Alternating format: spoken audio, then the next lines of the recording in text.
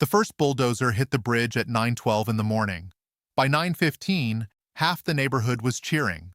By 9:18, the HOA president was posing for photos. By 9:24, my phone started exploding with calls. And by noon, 3 government vehicles were racing toward our community with flashing lights. Because the bridge they had just destroyed? It wasn't mine. It wasn't HOA property. It wasn't even private property. It belonged to the government. And somebody was about to learn that demolition permits matter a lot more than HOA authority. My name is Ethan Walker. For nearly 10 years, I lived in a quiet community called Pine Ridge Estates. The neighborhood sat beside a small river that divided the residential area from a large section of protected public land.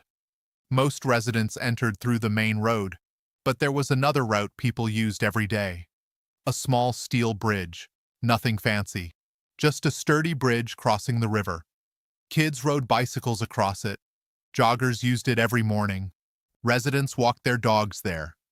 Emergency crews occasionally used it when traffic blocked the main entrance. The bridge had existed long before the neighborhood was built, long before the HOA existed, long before most residents moved into the area. But for some reason, people started calling it Ethan's Bridge. Not because I owned it, because I maintained it. A few years earlier, I had organized volunteer cleanup days. I removed litter, reported damage, cleared fallen branches. Basically, I took care of it because nobody else seemed interested. Over time, people began saying things like, "Did Ethan fix the bridge yet? Ask Ethan about the bridge. Ethan takes care of that bridge." Eventually, the nickname stuck. Unfortunately, one person misunderstood the nickname completely. Her name was Vanessa Cole, and she had recently become HOA president. Vanessa loved control, not organization, not leadership, control. There was a difference. She believed every visible object within sight of the neighborhood somehow fell under HOA authority. Trees, paths, signs, public spaces. If residents could see it, Vanessa wanted to regulate it. The bridge became her latest obsession. The problem started when she announced a new beautification project during an HOA meeting. I attended mostly because my neighbor convinced me. Vanessa stood at the front of the room beside a projector screen. She clicked through several slides showing landscaping plans. Then a photo of the bridge appeared. My stomach tightened immediately. "I've identified an eyesore affecting community appearance," Vanessa announced. The bridge filled the screen. Several residents exchanged confused looks. One person raised a hand. "You mean the river bridge?" "Exactly. It's public infrastructure." Vanessa smiled. Not the kind of smile that means someone understands, the kind that means someone has already decided they're right. "It reflects poorly on the neighborhood." I raised my hand. "The bridge isn't HOA property." She nodded, then completely ignored what I said. "We've received complaints." I looked around. Nobody seemed to know what complaints she was talking about. Then Vanessa clicked to the next slide. A rendering appeared. The bridge was gone, replaced by decorative landscaping. My heart skipped. "Wait," I said. "What exactly are you proposing?" "We plan to remove the structure." The room went silent. Not quiet. Silent. The kind of silence created when everyone suddenly realizes a conversation has become dangerous. An elderly resident raised his hand. "Can the HOA even do that?" Vanessa answered immediately. "Of course." That confidence worried me more than anything. Confident people often stop asking questions, and questions were exactly what Vanessa should have been asking. After the meeting ended, I approached her. "The bridge belongs to the county." She shrugged. "I've heard different." "From who?" "A few residents." I stared at her. "A few residents are not property records." She rolled her eyes. "Ethan, everyone knows that's your bridge." "No." I pointed toward the river. "Everyone calls it my bridge." "Same thing." "No, not even close." For a moment, I considered explaining property ownership laws. Then I saw the expression on her face. She wasn't interested in learning. She was interested in winning. Big difference. Over the next few weeks, I started making calls. County Planning Office, Public Works Department, Infrastructure Management Division, anyone connected to the bridge. Each conversation ended the same way. The bridge was government property. The bridge served a public access function. The bridge could not legally be altered without authorization. Simple, clear, documented. I collected copies of everything: emails, maps, property records, maintenance logs, permits. If Vanessa wanted facts, I had facts. The problem was she didn't want facts. She wanted agreement. Those are very different things. One afternoon, I walked across the bridge and noticed bright orange paint markings on the metal supports. My stomach dropped. Construction markings. I immediately took photos, then more photos, then video, because experience had taught me something important. When bad decisions happen, documentation becomes priceless. That evening, I received an email from the HOA subject line, Community Improvement. Project attached was a notice announcing the bridge removal scheduled for the following Saturday. I read it 3 times, then called Vanessa. She answered immediately. You got the notice? You can't remove a government bridge. We've already approved the project. You don't have authority. We'll see. That sentence bothered me all night. We'll see. The kind of sentence people use when they mistake confidence for legality. Saturday arrived, and with it came bulldozers. By 8:30 a.m., residents had gathered near the river. Some were curious, some excited, some confused. I arrived carrying a folder filled with county documents. Vanessa stood beside construction equipment looking proud, almost triumphant, like someone about to prove a point. The contractor seemed uncertain. I walked directly toward him. Have you verified ownership? He frowned. What do you mean? I handed him county records. His expression changed instantly. Then Vanessa stepped between us. Everything's approved. The contractor looked uncomfortable. Very uncomfortable. But before the discussion could continue, Vanessa ordered work to begin. At 9:12 a.m., the first bulldozer moved forward. Steel groaned, concrete cracked, and the bridge began coming apart. Residents applauded. Vanessa smiled for photographs. I pulled out my phone and made one call. The person who answered became very quiet after I explained what was happening. Then they asked a single question. Are they doing it right now? Yes. There was a pause. Then, we're sending people. I looked at the bridge, then at the bulldozer, then at Vanessa, because something told me her day was about to become much worse, and it was only getting started. The moment I ended the phone call, I knew things were about to get complicated. What I didn't know was just how fast everything would unravel. The bulldozer continued pushing against the bridge supports. Metal screamed, concrete cracked, chunks of debris fell into the river below. Meanwhile, residents stood nearby watching as if it were some kind of community celebration. Vanessa looked happier than I'd ever seen her. She walked around shaking hands and thanking people for their support. You would have thought she had just completed a major public improvement project. The reality was very different, because less than 20 minutes earlier, a county official had informed me that the bridge wasn't just public infrastructure. It was classified as an active access structure maintained under a regional transportation agreement. In simple terms, destroying it without authorization was a very serious problem. A very expensive one, too. The contractor seemed increasingly uncomfortable. Every few minutes he glanced at the documents I'd handed him earlier. At one point he approached Vanessa. I couldn't hear the entire conversation, but I caught enough. Maybe we should verify ownership. Vanessa immediately shook her head. We've already approved the work. That's not really what I mean. It's fine. The contractor didn't look convinced. Neither did his crew. Unfortunately, the demolition continued. By 10 o'clock, nearly half the bridge had been damaged. Large sections of railing were gone. Several support beams had been cut. The structure was no longer usable. And that's when the first county vehicle arrived. A white SUV with government markings pulled into the area, then another, then another. The mood changed instantly.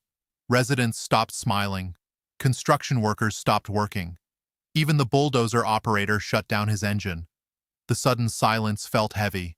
3 officials stepped out. None of them looked happy. The woman leading the group carried a thick folder under her arm. She walked directly toward the bridge, stopped, looked at the damage, then slowly turned toward the crowd. What happened here? Nobody answered immediately. For the first time all morning, Vanessa looked uncertain. The official repeated herself. What happened to this bridge? Vanessa stepped forward. We removed it. The official blinked. We? The HOA. The woman's expression became impossible to read. That somehow made the situation feel worse. She looked down at her folder, then at the bridge, then back at Vanessa. Why? Vanessa straightened her posture. It was hurting property values. Several residents quietly lowered their heads. The official stared at her for a long moment, then asked, Did anyone obtain authorization from the county? No. State Transportation Department? No. Public Works? No. The official took a slow breath. The kind people take when they're trying very hard not to say exactly what they're thinking. The contractor suddenly found the ground very interesting. He wouldn't make eye contact with anyone. I couldn't blame him. The lead official turned toward him. Who authorized your company to begin demolition? He pointed at Vanessa. Immediately. No hesitation, no delay, just pointed. The fastest transfer of responsibility I'd ever seen. Vanessa looked horrified. The official wrote something in her notebook. Then another official began taking photographs. Lots of photographs.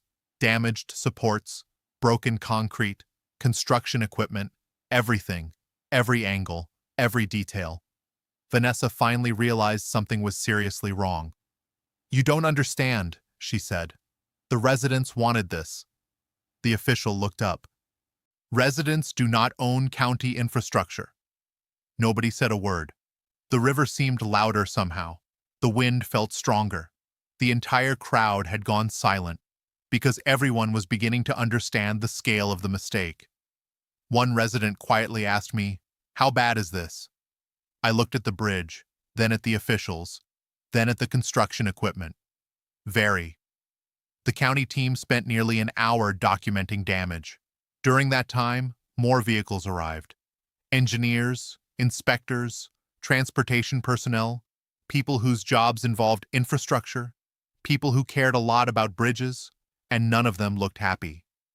One engineer examined a damaged support beam and shook his head. Another reviewed maintenance records. A third looked through old construction documents. The conclusion was always the same. The bridge belonged to the government.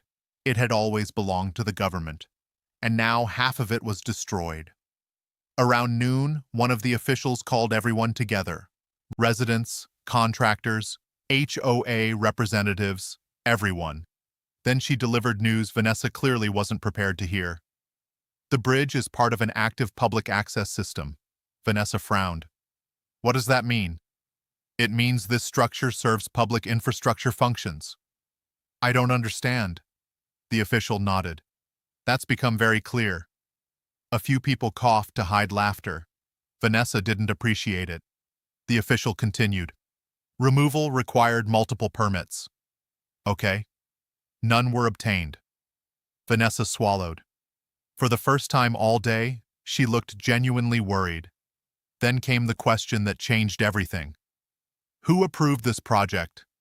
Every eye turned toward Vanessa. Every single one. The contractor, residents, workers, county officials, everyone. There was nowhere else to look. Vanessa opened her mouth, closed it, then finally said, I did. The official nodded slowly and wrote something else in her notebook. That notebook was becoming very important. The rest of the afternoon felt like watching a train slowly leave the tracks. More questions, more documents, more photographs, more evidence. Every answer created new problems. Every explanation revealed another mistake. And by the time the county team finally left, Vanessa looked nothing like the confident HOA president who had arrived that morning. She looked exhausted, shocked, and more than a little scared. As residents began heading home, conversations filled the air. Nobody talked about beautification anymore. Nobody discussed property values. Nobody celebrated the demolition. Instead, everyone asked the same question. What happens now? I already knew the answer. Because before leaving, one county official had quietly handed me her business card. Then she said something I'll never forget. We're opening a formal investigation. As the sun started setting over the river, I looked at what remained of the bridge. Twisted steel, broken concrete, construction tape, a mess that never should have existed. Then I looked at Vanessa. She was standing alone near the riverbank, staring at the damage, finally understanding what everyone else had been trying to tell her for weeks. The bridge was never hers to remove, and the consequences were just beginning.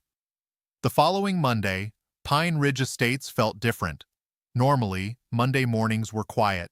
People went to work, kids went to school. Dog walkers followed the same routes they always followed.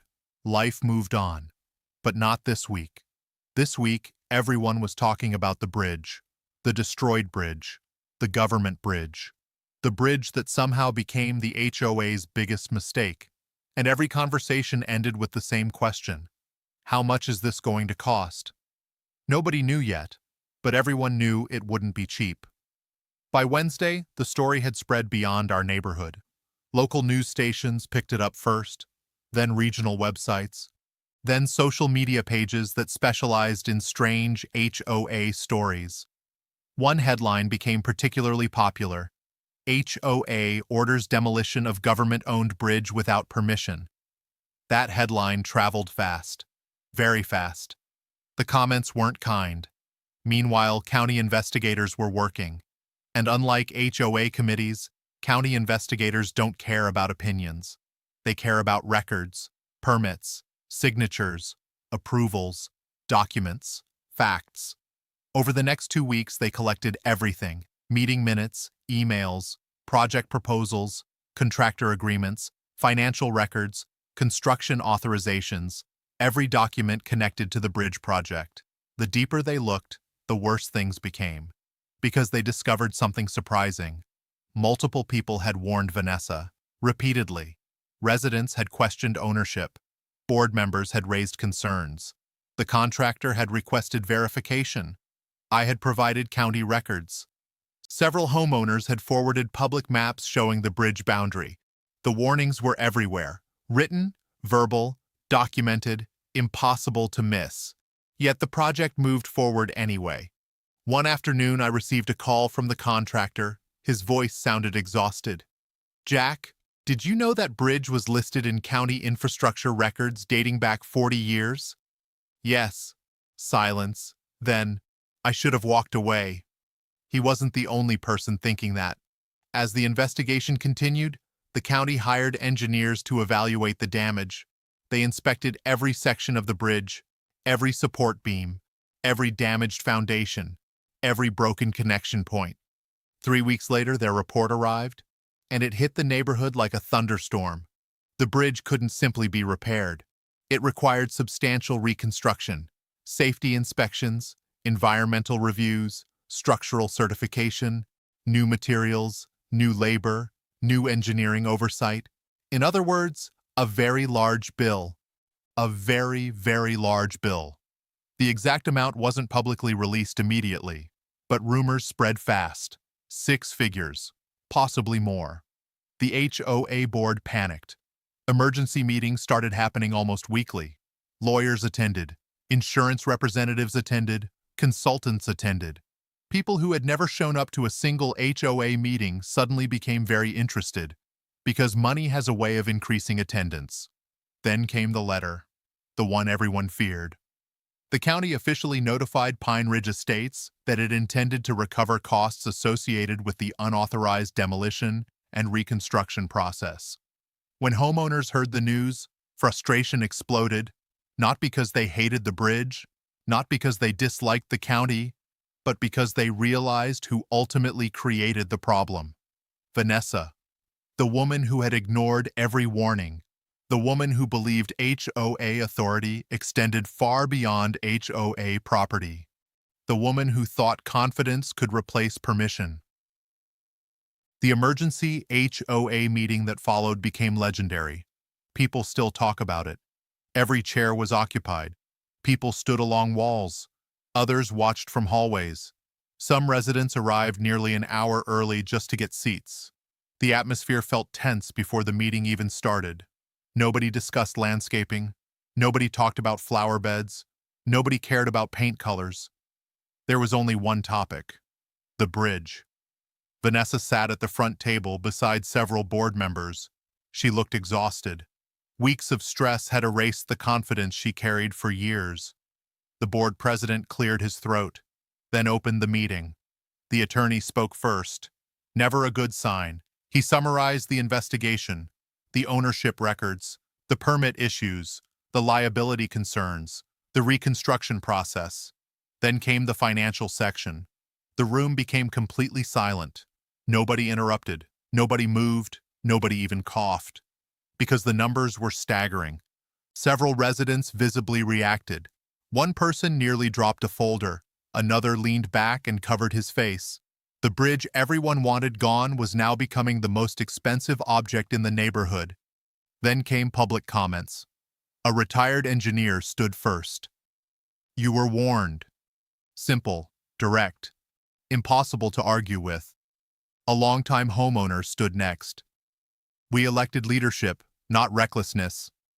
Applause followed. Then another resident. "You ignored facts because you liked your own opinion better?" More applause. The comments continued for nearly an hour. Not angry, not screaming, just disappointed. And disappointment can hit harder than anger. Finally, one elderly resident slowly approached the microphone. Most people recognized him. He had lived near the river before the HOA even existed. He looked toward Vanessa, then toward the crowd, and said something that instantly silenced the room. "Authority doesn't come from a title." Nobody moved. "It comes from responsibility." The room remained silent. "And responsibility begins with knowing what belongs to you." He paused. "And what doesn't?" The room erupted into applause, louder than any applause I'd heard in years. Not because the statement was dramatic, because it was true. A few minutes later, the board entered a closed session. Everyone knew what was coming. 20 minutes later, they returned. The board president stood, looked around the room, then read the decision. Effective immediately, Vanessa Cole is removed from her position as HOA president. The room remained quiet. No cheering, no celebration, no victory laps, just relief. Relief that the situation was finally ending. Vanessa slowly gathered her papers, placed them into a folder, then stood. For a moment, she looked around the room, at the residents, at the board, at the people she'd spent years trying to control. Then she walked toward the exit. Nobody stopped her.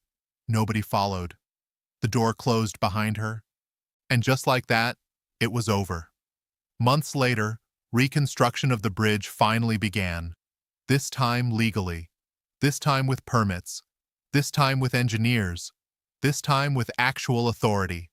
Residents watched as crews rebuilt the structure stronger than before. New supports, new railings, new safety features. The process took months, but eventually the bridge reopened. The first day it reopened, dozens of residents walked across it. Some took photos, others simply stood in the middle looking over the river. I crossed it that evening just before sunset. The water below reflected the orange sky. The bridge looked beautiful, stronger than it had ever been. A young resident walking nearby smiled. "Looks like they finally fixed your bridge." I laughed. "No." I looked at the steel railings, the government signs, the county maintenance markers. It was never my bridge. The kid looked confused. Then I smiled. "That's kind of the whole point." As the sun disappeared behind the trees, I walked home knowing the neighborhood had learned an expensive lesson. One that would probably never be forgotten. Some people think power means making decisions. Real leadership means knowing which decisions aren't yours to make. Because the moment you start treating public property like personal property, the bill eventually arrives. And sometimes it's a lot bigger than a bridge.